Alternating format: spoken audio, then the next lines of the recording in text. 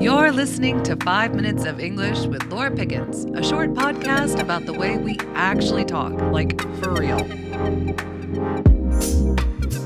Past forms. Hi, my name's Laura Pickens. I'm an American living in Russia, and I have been teaching English to Russian speakers for a very long time.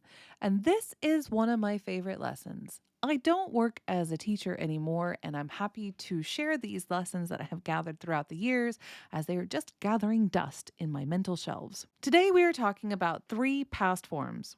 You know them as past simple, past continuous, and past perfect.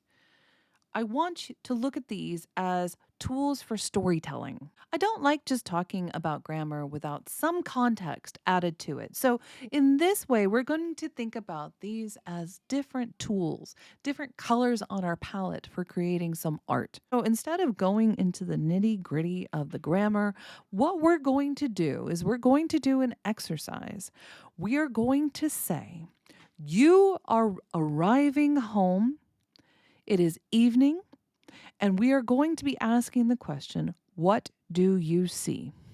Let's start with the first one. I came home. She made dinner. The question is, what did you see when you walked through the door in the kitchen? I came home. She made dinner.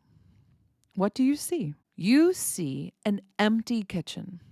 Because we are using past simple, and we used past simple for sequential 1, 2, 3 events. We do an event, we stop it, and then we start the next one. The act of making dinner did not begin until you arrived at home. Past simple, when used in this way, is really good for just saying like a list of events that happened with no interest to it. It's a very linear way of speaking about the past. Our next example. I came home. She was making dinner. What did you see? Well, here we have past simple and past continuous. And if you've learned past continuous, one of the most common examples we use is an interruption in the action. Or I like to think of it as when we use continuous, it's in the middle of a process. It's unfinished, but it has started. So when you come home, you see she is in the kitchen. She is at the stove. She is working, but she's not finished. So some ways that we use this. And again, I want you to think about stories here. I was driving home from work when I got a phone call.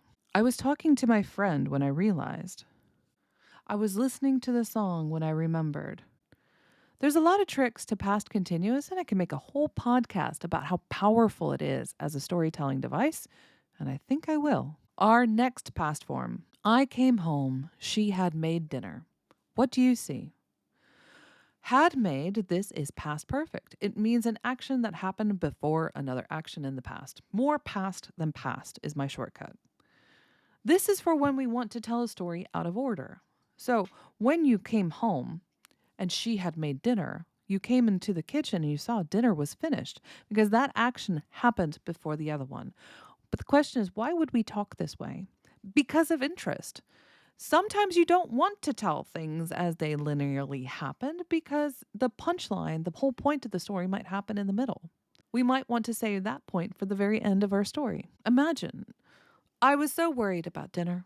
I went to the grocery store. I bought everything I needed. I looked up recipes. I don't even know how to cook. I called my friend. He taught me how to make this recipe. I walked through the door and I saw she had made dinner. Now, that story would not be interesting if we had started with that. So I want you to think of these 3 constructions, not just about an action and process or interruption. I want you to imagine, I came home, she made dinner. What did I see? When I came home, the kitchen was empty. I came home, she was making dinner. What did I see? She was in the kitchen cooking. I came home, she had made dinner. What did I see? Dinner on the table. Don't just think of these as grammar rules. Think of them as tools for storytelling. These are all part of my ways of building great stories, which I think is a fundamental element to having great conversations. If you would like to have a great conversation with me, come and join me on my Telegram club. Dive deeper into these topics and other tricks I have about English. The link is in the description, and I will see you in the next one. Bye.